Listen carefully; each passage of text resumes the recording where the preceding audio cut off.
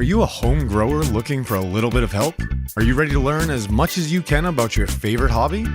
The Homegrown Helpers brings you informative interviews from experienced growers that have taken the next steps in their journey and decided to help you grow top quality cannabis all in your home.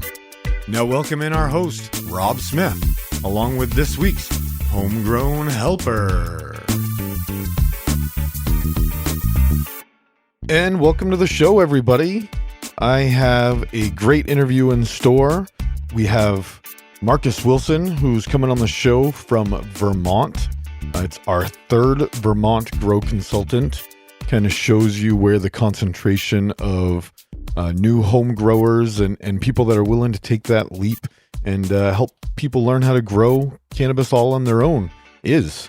You know, up here in the Northeast, I've definitely done the majority of interviews, and maybe it's because I'm up here, but I definitely have reached out to lots of consultants and lots of groups throughout the U.S. So I'm sure you'll enjoy this interview with Marcus Wilson as it's unique.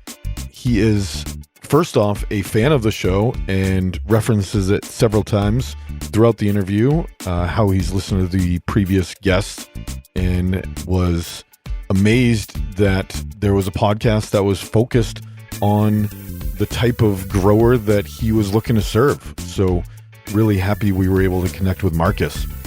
He is also the only primarily autoflower grower that we've ever talked to on the show.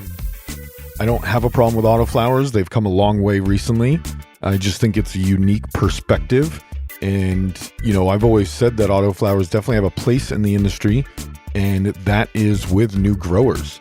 So it makes sense to me that Marcus would be, you know, promoting the use of autoflowers to his clientele, because those are the new growers that are getting into growing their own medicine and even recreational cannabis at home.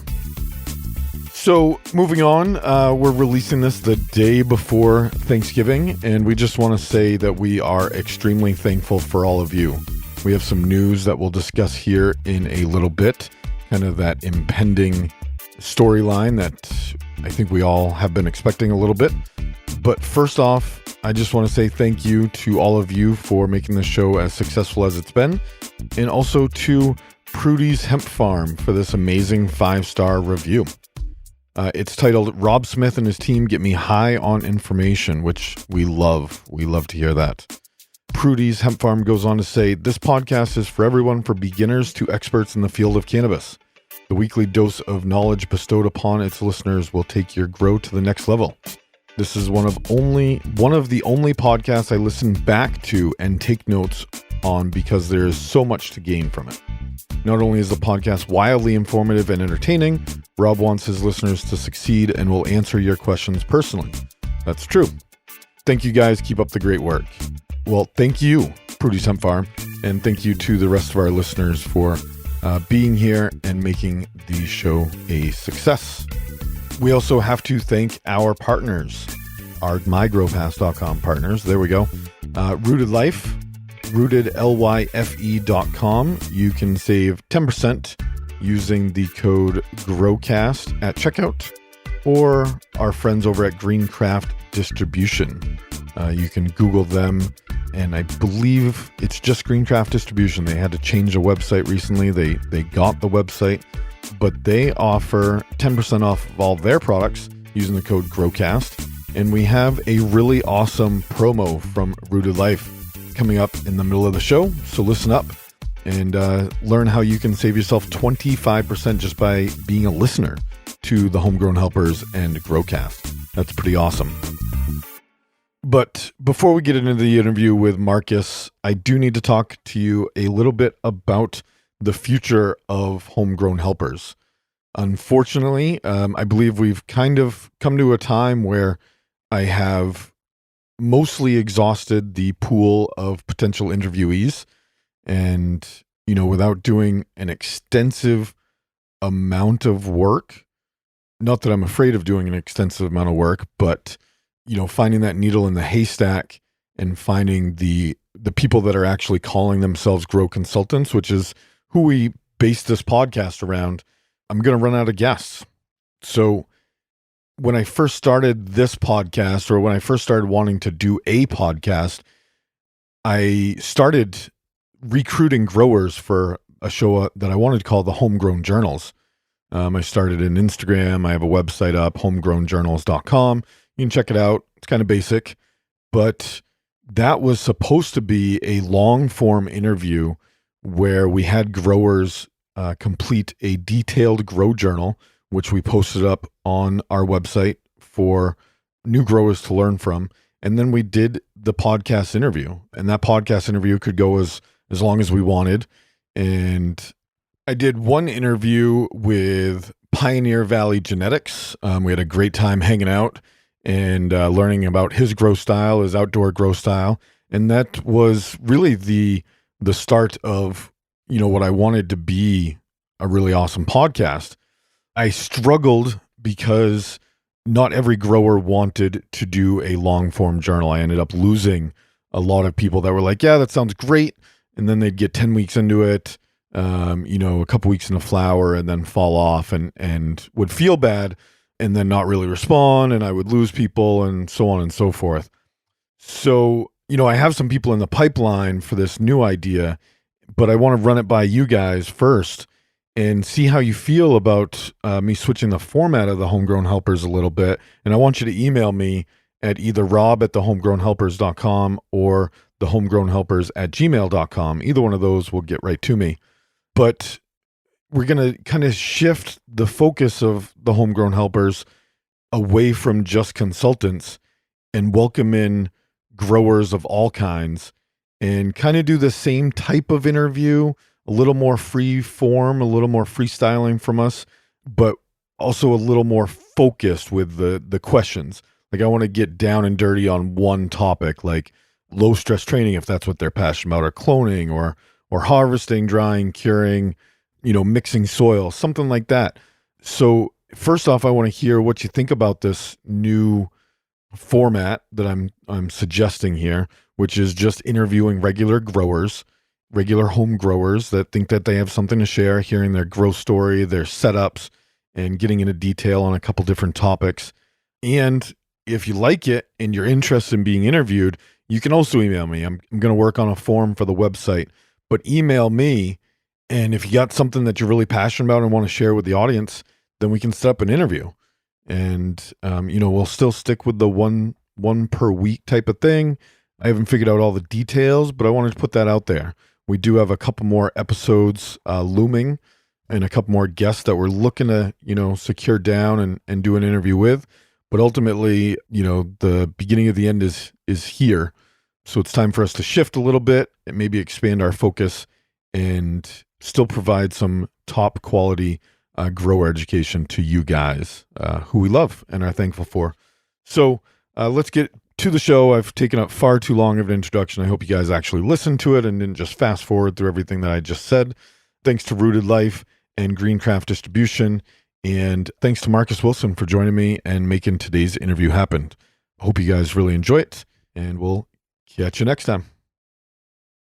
Welcome to the show, Marcus. Hey, Rob. Thanks for having me. Yeah, so very thankful for you reaching out. And, we were catching up before I hit the record button. And this is the first interview that I'm doing with a fan of the show before you've started your business. So I'm really jazzed to hear that we might have been just a small part in your journey and in taking this leap and helping other people learn how to grow. Oh, most definitely. It was really great to see that this foundation existed. It's definitely a breath of fresh air, and it's reassuring as I kind of push out there into this industry. Awesome. Glad to be here to support you and all the new growers out there. So why don't we start you off with a simple introductory question and tell us your full name, company name, where you're from, and how long you've been growing the sweet ganja plant. Sure. So my name is Marcus Wilson, and my company is called Cannabis. I'm based in a little town outside of Burlington, Vermont called Essex Junction. So I have been growing cannabis officially for around 5 years now. Got into consulting after using cannabis to treat some medical issues, primarily PTSD. So in the early 2000s, I suffered a traumatic experience overseas And, I went the normal traditional Western medical route and went through multiple doctors and took some horrendous prescription medications. And I was really thankful that, I found cannabis, I should say medicinal cannabis. And that got me off of my prescriptions and brought me back to being level headed, sound mind. Decided to really focus on growing my own medicine, if you will. Dialed in my system and felt like I could be a resource for others out there in the community that either just want to learn how to grow cannabis or they want to use cannabis as their own medicine and grow it in their own homes. Awesome, awesome. I love hearing the medicinal background and how cannabis has positively impacted people's lives. Thank you for sharing that. And I was reading on your website that you really got into the medicinal aspect of cannabis when you heard a talk from Dustin Sulak. Is that correct? That is correct. That's correct. There's been a few key figures in the medicinal community that really that really spoke to me. But Dustin Sulak, Dr. Dustin Sulak, his precision dosing, the whole micro dosing of cannabis, it made complete sense to me. Although I will admit it was a little counterintuitive at first if you're a recreational user moving to a micro dosing schema. Mm-hmm. But when you stick with the program, the results are impactful, to say the least. Now, what kind of microdosing regimen are you currently on? So I will generally, I'm on a very small, and I generally self titrate almost on a daily basis. So I'm taking probably less than 0.5 milliliters at a time, and I will scale up or scale down, and I will also break the cycle occasionally. Dr. Sulak has a nice little program to recalibrate your endocannabinoid system, and so I will find myself doing that regularly to ensure that that I'm getting the full impact and effect of the medicine. Cool. Yeah, Dr. Sulak was the owner and doctor at one of the very first doctor's offices writing medical cannabis prescriptions in my hometown.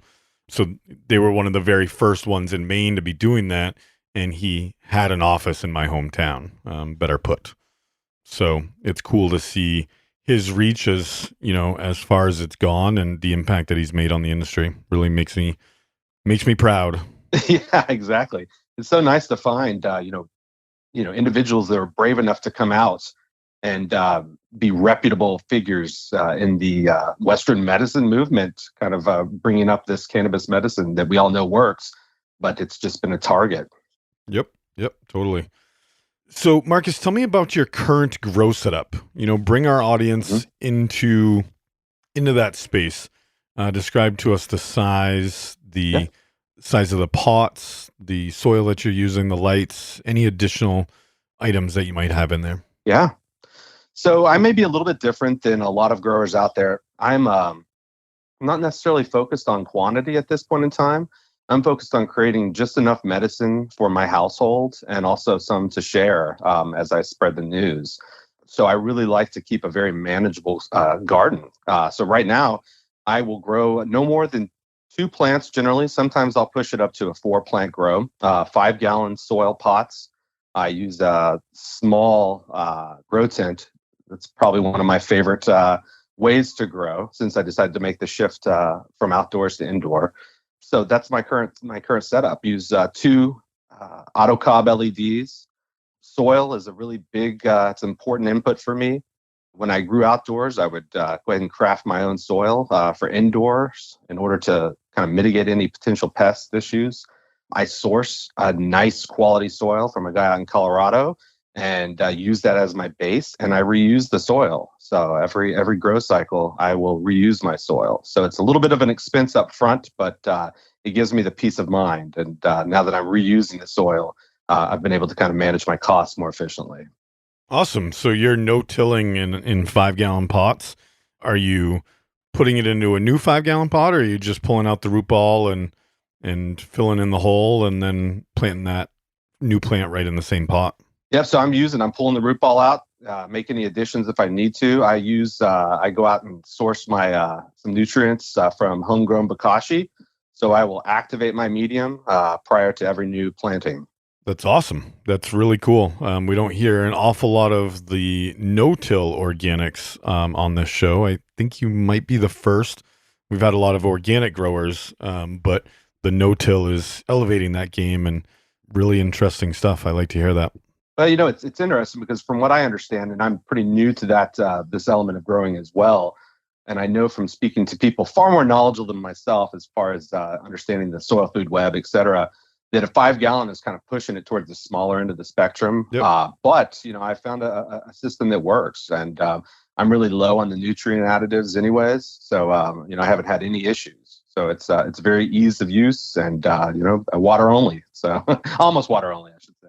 One thing that you might want to investigate is getting a fabric bed that's a little bit smaller than your tent size and just putting those two plants in one larger bed so that they have more food. They can, the mycorrhizal web can interact with each other. Plants can kind of feed off of each other a little bit. And, same concept, just bigger homes for each one of the plants. I love it. I love that idea. I think Honor Cannabis is making some really nice grow beds right now. The fabric pots on this, it's a fabric sided grow bed. So you might want to check those out. I actually use their 5 gallon pots. So nice. So I've had the opportunity to look at some of their custom work. I really love their work. Nice. Awesome. What size grow tent are you growing in with those 2 to 4 plants? It's about an 8 square foot of space. So a 4x2? Yep. Cool. Awesome. All right. So getting on to some grow tips here, Marcus. What should a new grower really pay attention to when it comes to keeping their plant healthy and well? I think that's summed up in 2 remarks here. The first is soil. So it took me a while to understand, how crucial quality soil was to a grow. So I make a point to stress that to all the clients that I work with, that instead of just focusing on the plant, you got to focus on the soil and what the soil does for the plant. And then the second is just being in tune with the plant. So many issues that can arise. You get a little bit stressed out and you think, oh my gosh, something's going to happen. But the cannabis plant is an adaptive plant, and as long as that we pay attention to how it's acting on a daily basis, we can fine tune our grow environment to ensure success. Great. Did you have another part there? You said it was, your answer was summed up in 2 statements. Soil was the first one. Did you have? Oh, I'm so sorry. Yeah. So soil is the first part. And the second part is to just being in tune with your plant, watching how the plant responds on a daily basis. Okay. Great. Yep. What are the things that you'd suggest to a new grower? What are the markers that a new grower should look at when they're kind of hanging out with their plants on a daily basis? Well, I think one of the best items here is if you're growing the way that I instruct growers to start their grow cycle, you're not going to have to worry too much about all your additives and nutrient burn, et cetera. So the most important thing is to begin watching the leaves and to see if they're responding well to your light. How is your light placement? Are you getting any light burn? Is there any unnecessary stretch occurring? So those are some of the items to take a look at. Great. Thank you. In your opinion, what is the single highest leverage move a grower can do in order to increase the yield off of limited plant counts? Yeah. So for me, I was an au natural grower for a while. Didn't do much training, but low stress training has been a crucial element to increase my yield, especially since I've moved indoors. Where I'm very space challenged, so to speak. Sure. So can you walk us through in a little more detail the low stress training that you do with your plants? Well, it's kind of funny you mentioned. So I started out essentially just following some of the advice on the forums and anchoring that base of that plant and just bridging the plant over lightly to expose the nodes. I actually also started using the Atlas Plant Trainer. So. Oh, nice. Which has been a welcome addition to the garden. Awesome. Very happy to hear that. This is a organic plug here for my product guys, Atlas Plant Trainer. Head on over to atlasplanttrainer.com and use code GROWCAST and save 10% off your entire order. Get the most versatile plant training and sport apparatus into your garden. How long have you been using APT? So I've just started this current cycle, and it's been great. Like you said, the key elements there are the support. I don't find myself fearing that I'm going to harm the plant or break the plant. And it's a very natural way to make sure that the plant is maximizing that light spectrum. So it's great. Yeah, thank you. Thank you very much. All right, we are going to take a quick break for our MyGrowPass.com partners. So MyGrowPass is our membership program. I'm sure you've heard of it. I talk about it on every episode, but if you haven't, it's Jordan from Growcast and my venture together to bring you more growing information in the form of exclusive audio content, ad-free audio content, resource section, a monthly AMA with the crew at both of these podcasts, and discounts and giveaways from our vendor partners. So today's vendor partners are Rooted Life, ROOTEDLYFE.com, and Greencraft Distribution. You can find them at greencraftdistribution.com. Pretty simple. So I mentioned at the top of the show that Rooted Life is doing a really awesome Black Friday special, and they have extended the Black Friday special to you guys. They knew that we were going live with this episode before Thanksgiving, so they wanted to, extend us our own coupon code for 25% off their entire store. That's right, site-wide at rootedlife.com. You can get 25% off the tinctures, the bath bombs, the salves, the face masks, all of the stuff that they have over there. You can use the code Cannabis, CANNABIS, at rootedlife.com and save 25% off. Plus, they have clearance items, discontinued products that you can also get really, really cheaply. So again, this is an early preview for our listeners. This is not the Black Friday special. This is the same discount as the Black Friday special, but this is just for you guys, Homegrown Helpers and Growcast listeners. Pretty awesome stuff.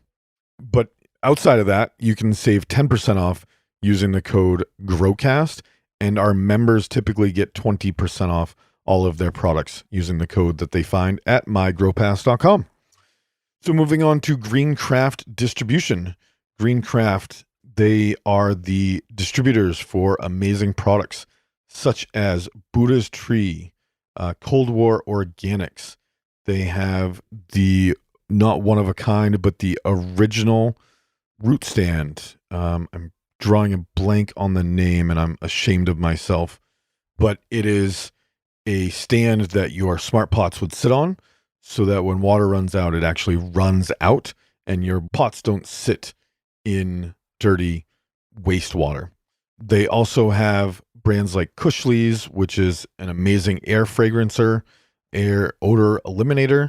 They have Stash Logics, and they also have the Hydropolis Grow Tent.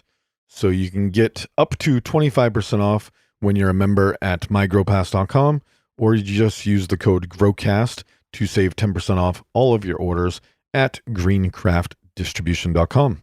Thanks to Greencraft Distribution and Rooted Life for their continued partnership. And both of them also give away some products to our members in our quarterly 5K giveaway.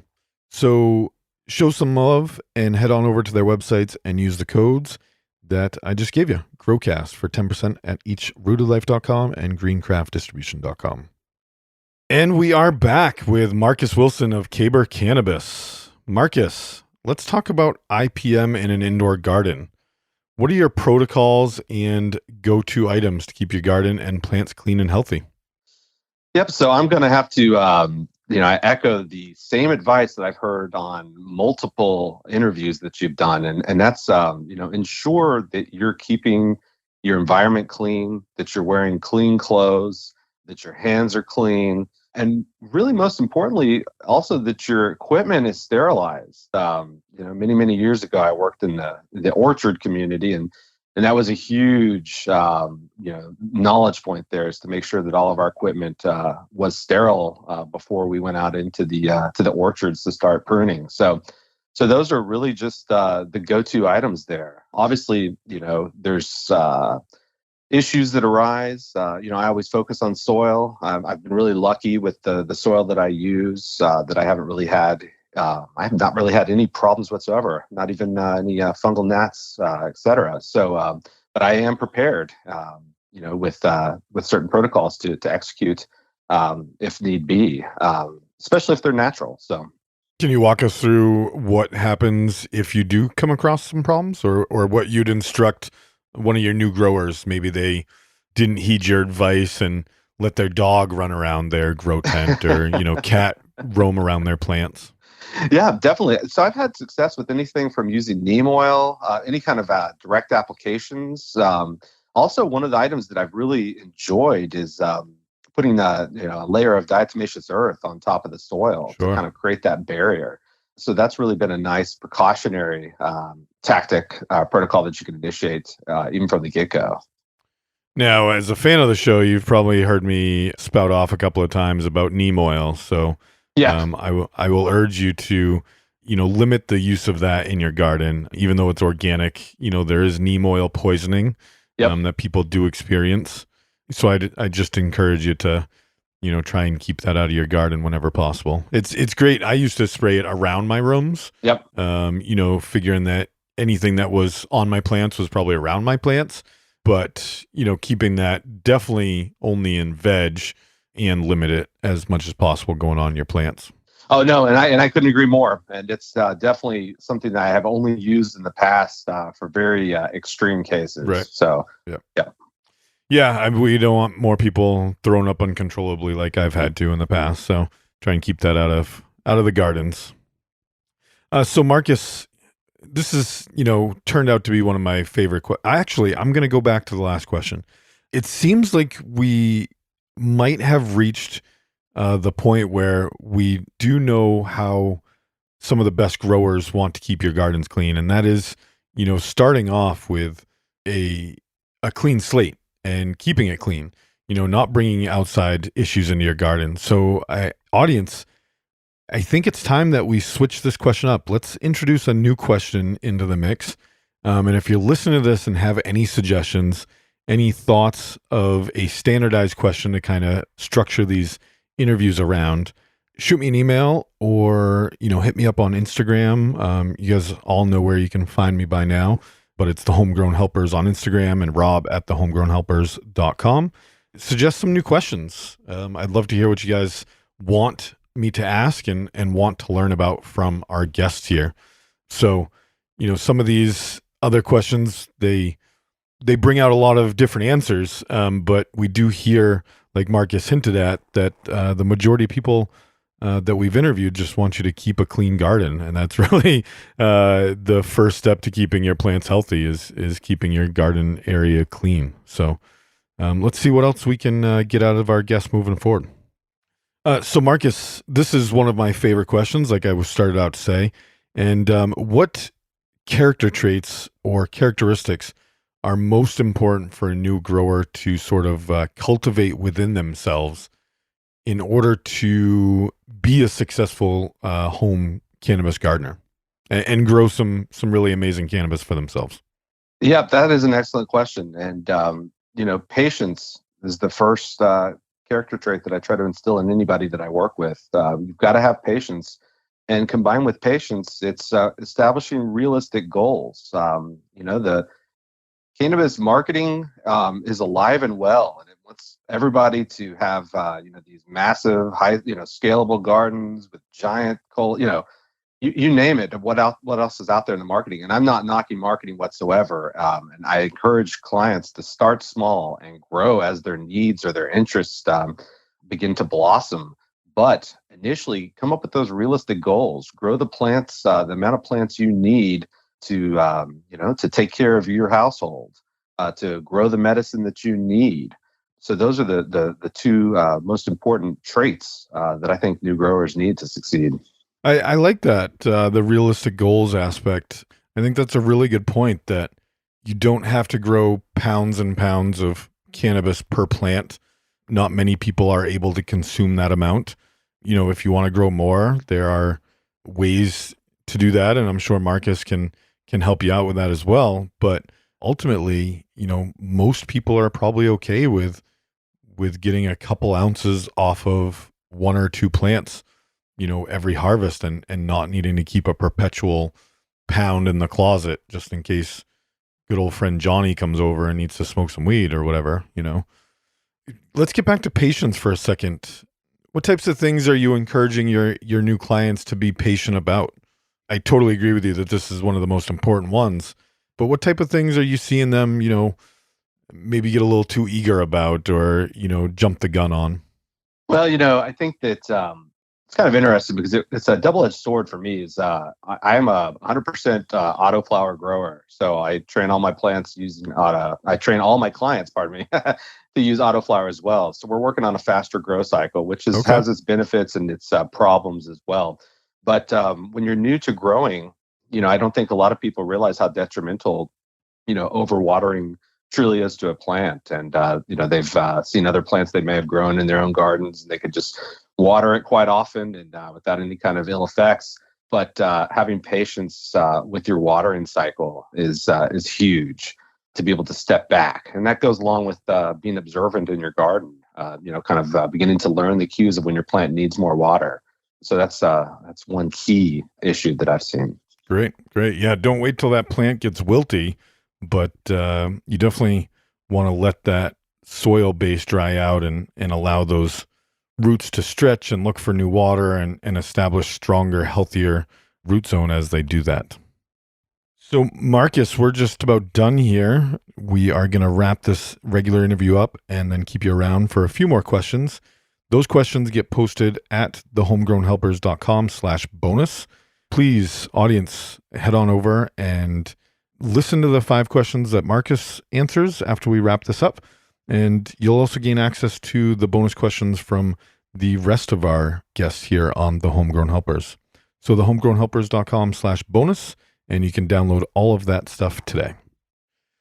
So, Marcus, your parting words of wisdom, if you will, for all of the new and experienced gardeners listening to you right now.